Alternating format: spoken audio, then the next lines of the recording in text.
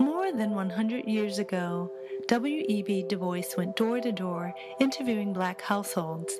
He sat in the parlors, kitchens, and living rooms of 2,500 families, listening to their stories about life in Philadelphia's 7th Ward. Commissioned by the University of Pennsylvania to conduct a study on the problem of the Negro, he moved to the ward and completed research captured in his classic book, The Philadelphia Negro.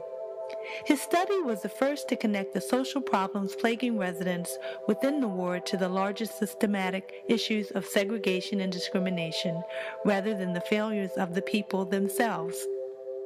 What would Du Bois discover if he walked the streets of the 7th Ward today or spoke with residents about the same social issues he studied a century ago?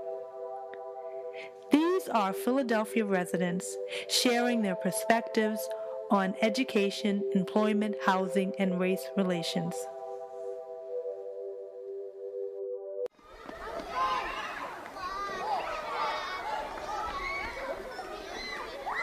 And what comes to mind is my childhood days in Virginia, where we had full course segregation.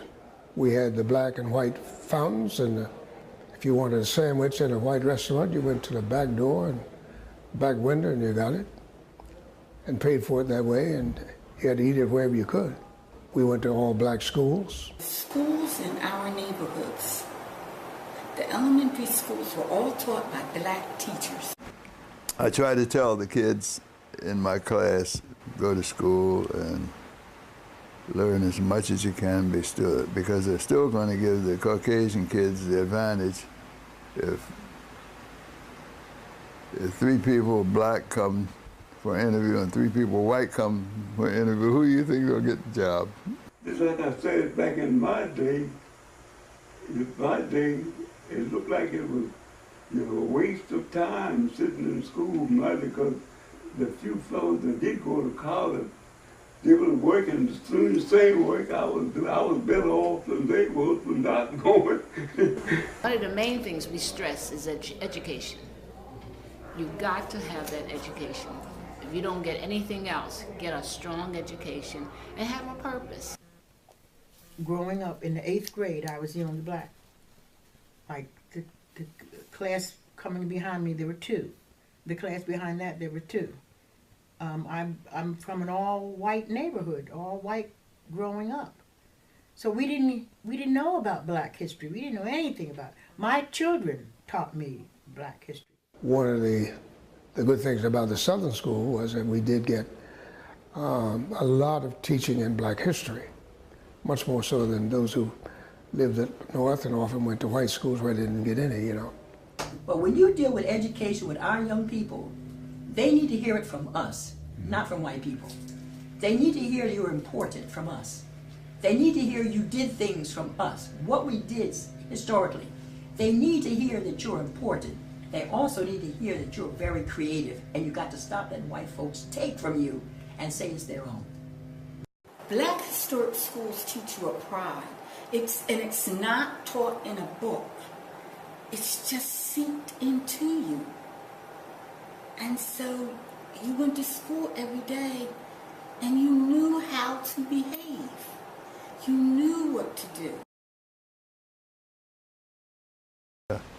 One of my friends said that he went to an advertising agency to tell them that he would like to do illustrations for some of the magazines and newspapers. And the Caucasian owner told him, yeah, we'll hire you, but you have to work at night.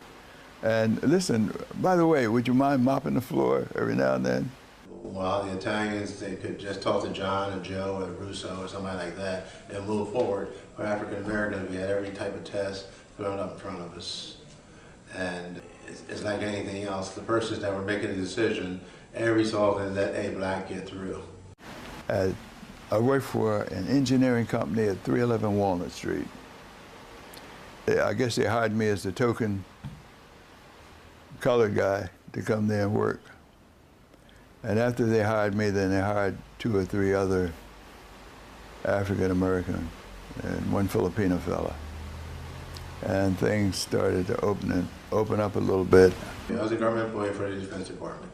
Raised my family with a job there. and it went well. Just had to put up with racism, that's all. Which is no different than I put up with before. I still do. And they won't add is to tell you what race a person they want to hire, especially if it's in a private family. There's a lot of times they tell you what the white or black or light color or something like that they have in the paper, you know.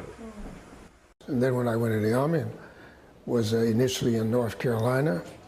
Again, that we were in the same kind of situation where the separation was very, very clear. The white soldiers didn't mix with the black soldiers. They didn't think that we should be soldiers. It was a segregated army. As an officer, I had the privilege of having white soldiers under my command, you know. But again, it was very obvious. They were white and we were black. So when we left the base or went somewhere else in the South, it was always the case of they go one way and we go another.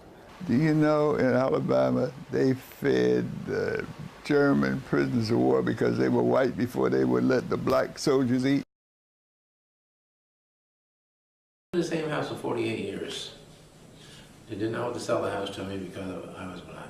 I mean, he point blank told me the family that was here did not want to sell to you because of racism. They said the house next door is up for sale also. If that's also a black person, then the owner is willing to sell it to you. They used to call it block breaking. And as I said, they would call around. You better have them sell your house, niggers are moving in. We were called niggers in that day too. You allowed them to build that Calvary, it became East Calvary, on the corner of Broad and Fitzwater. You allowed them to buy that church. And then you also allowed them to build another church bigger than the one they bought. Right. So what is it that you do? Because you banned black folks by all code and mores from being on Broad Street. They wouldn't even let them buy a house on Broad Street. The whites were moving out of the area and the black people were moving in. There was a time when oil and gas went through the roof. And those white people who moved out of the area realized the houses they were in were not constructed well. The oil bill, the gas bills are driving them crazy. And so they realized, let's move back in the city. The houses are constructed better, they control the heat better, and water and so, and the taxes are lower. So they started moving back into the city. Since I've been here, there's been a complete change in this particular neighborhood where we live. It's just inundated with white people. You don't realize there's that many white people in the neighborhood. Whereas when I first came here, there wasn't. This was an entirely black neighborhood. So what happened during that period of time is the realtors would stop putting up signs. They were selling houses without you knowing the house was up for sale. Jesus said, to whom much is given, of that person much is expected is one translation, required is another translation. I think the first job of all churches, black or white, is to save souls. To be good citizens, good neighbors, to love each other, be involved in things in the community. Education, employment, property, savings, those are the issues. And our churches, I don't feel, are addressing them. The role was of black, strong women and men given leadership and being mentors to the children, spiritually and emotionally. Dr. Kirkland used to say, if you don't learn how to walk these raggedy streets, don't even worry about getting on the streets of gold. And our churches have to teach us not only how to walk these raggedy streets, but how to improve the streets. We made tremendous strides over the years, and I think that's bearing fruit as we speak. I think that with the victory of Barack Obama, for example, in Iowa, testifies to the progress that we've made. I could not believe it.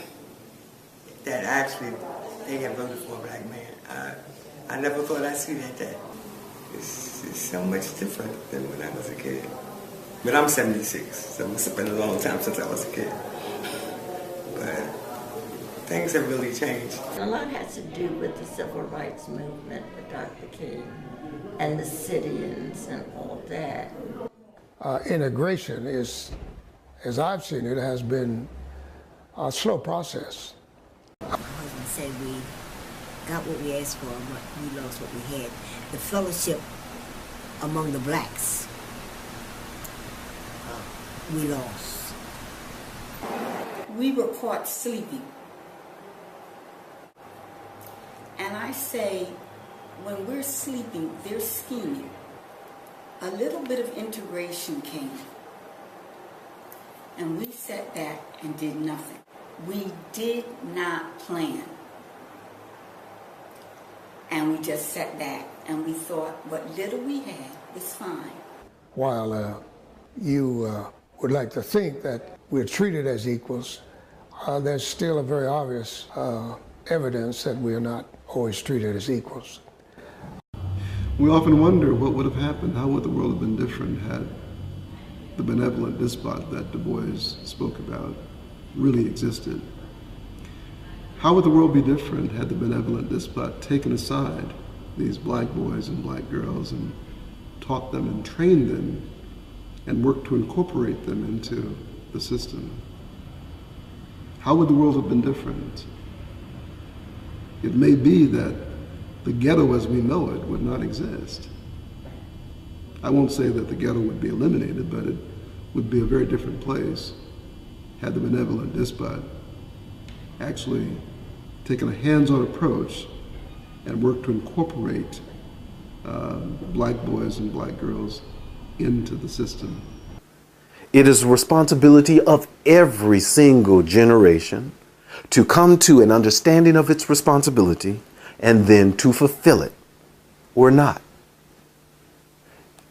If they come to an understanding of it and they decide that the problems are too awesome and they would prefer to focus on themselves, it is a choice which has its own implications and results.